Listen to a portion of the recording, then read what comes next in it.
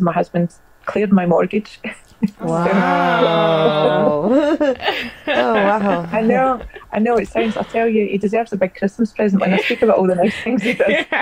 Every episode, we will interview a new guest and listen to their personal experience of finance. With stories from romance scams to £10,000 vet bills, we share confessions. Listen to Your Real Money Stories podcast to hear real money stories from real people. Hi guys, welcome back to season 2 of Your Real Money Stories. I'm so excited for us to be recording again and in person. Missed you guys. A while, wasn't it? I'm a bit nervous. Okay. So just for you guys to put, a name to a face, and obviously you know who's who. I'm Ashley, so I'm a pharmacist. I love food, obviously I love money. My name is Eve. They used to call me the landlady, but now I'm like the new mummy instead. Oh, yummy mummy. Yeah. And I'm Nicholas. I like to refer to myself as ex-banker, strategy consultant. I know quite a bit about money because I do it in my day job as well, for the government. And I guess new to be father, I guess. New to be father? No, I'm a father now.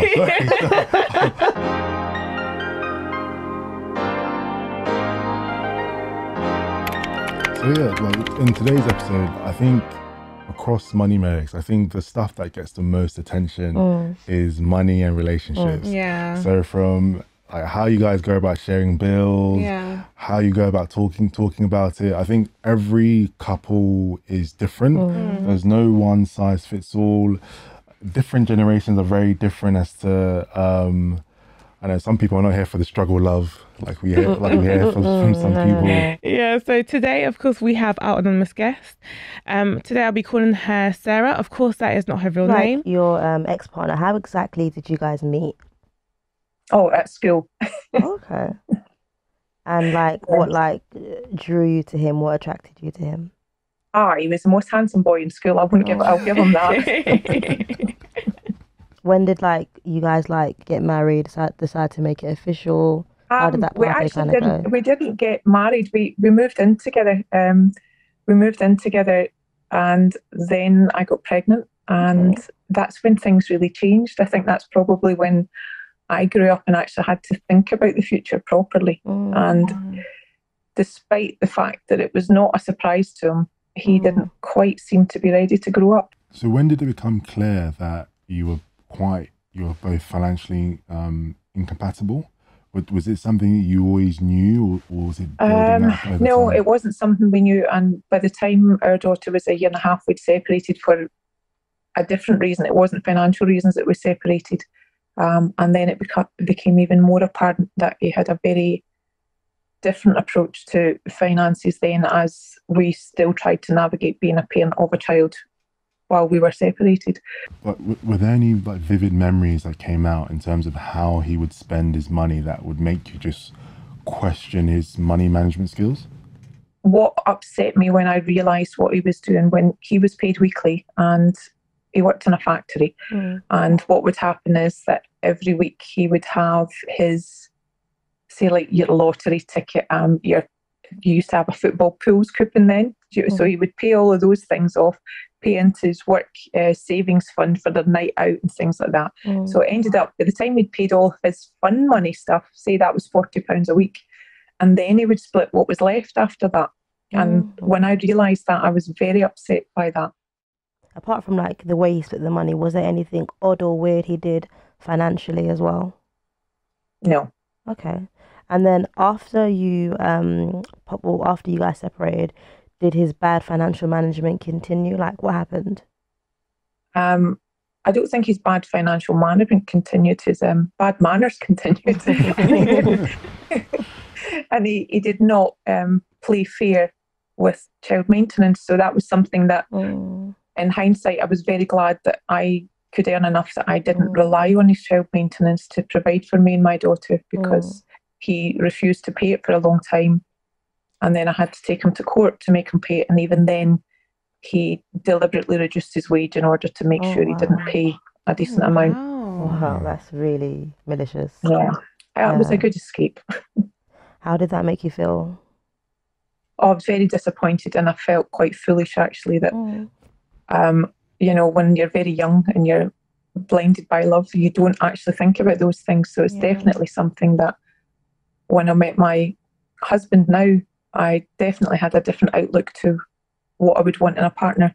Okay, that's interesting. So talking about your husband now, so how did you guys actually meet?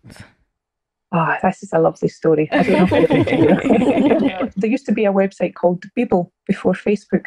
I remember. Yeah. So I put on a very particular list of what I would like in a man, and I listed all these physical attributes that I would like: to be over 6 foot tall, blue eyes, rugby player size, and then I also said that I wished him to earn enough to keep me in a manner that I wished to become accustomed to. Oh wow! Okay. Wow, that's okay. Yeah, go ahead. Yeah. And he ticked all of those boxes, so I was very glad. That's really interesting that you put it out there. So you were actually actively looking for someone that would be able to look after you, in a sense.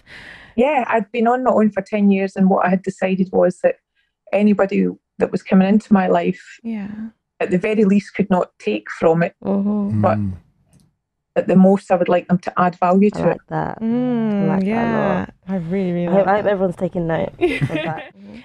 But how did your lifestyle change? Because you did have massively, absolutely massively, because I'm very fortunate that my husband has a very, very good job, and that job has taken me around the world. Like, I feel like I need to live through you.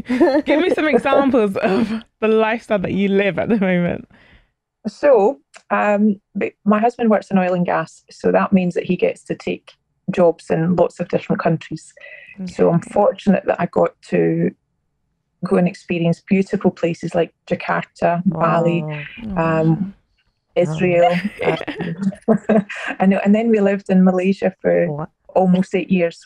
Malaysia's beautiful. And that meant we got to have a very hedonistic lifestyle of, if we wanted to go to Singapore for the weekend, we went. If we wanted to go to Thailand, we went. So it was lovely. For the weekend, I know. Like some of us to go to Costco on the weekends. Parks. That's what I do. The one major discussion we had was when we got married and his family had advised that we sign a prenup.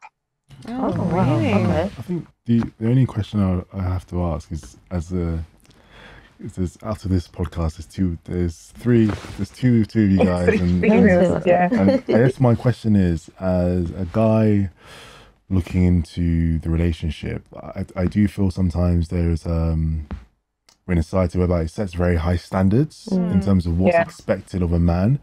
What's your thought as do you think it's important for a man to have their financial house in order before pursuing a relationship, or do you think that can come with the relationship? Come with the relationship? Well, I think it can definitely come with the relationship. You know, I think as long as you've got your eye on what you want, you know, if you both know that you want to work towards it, you know, you can meet somebody. Okay.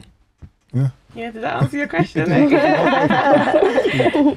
Well, it's too late. You're married now.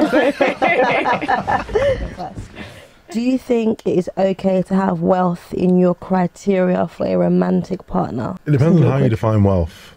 Okay. If you asked me this question about 5 years ago, I would have just been like, yeah, you don't need money to be in love. It's all about love, love, love, love.